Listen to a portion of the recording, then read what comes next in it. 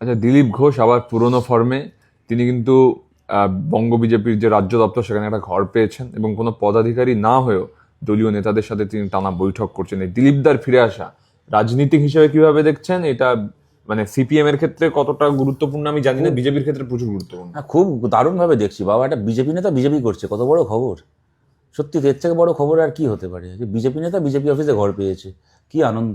এরপরে যেদিন আপনি আপনার বাড়িতে কোনো একটা ঘর পাবেন সেদিনও জানাবেন, সেদিন একটা বড় খবর হবে, আপনাকে অভিনন্দন জানাবো। তবে দিলীপ ঘোষকে এতবার বিজেপি জয়েন করতে দেখে আমারও আজকাল মাঝে মধ্যে সিপিএম জয়েন করতে ইচ্ছে করছে। তৃণমূলের প্রতিষ্ঠা দিবসে তৃণমূল মিথ্যাচার করছে বলে দাবি তবে বিজেপি। দেখুন, একটা কথা আপনাকে বলছি, দিলীপ ঘোষকে তো কাঁচি করেছিল বিজেপির লোকেরা।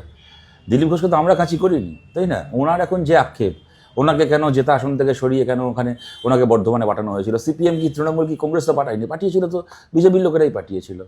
ওনার আক্ষেপ, উনি মমতা ব্যানার্জির সঙ্গে দীঘায় মন্দির উদ্বোধন করছিলেন বা উদ্বোধনে গেছিলেন, পরের দিন কেন ওনার গাড়ি ঘেরাও করে ভাঙচুর করা হলো? আমাদের লোকেরা তো করেনি।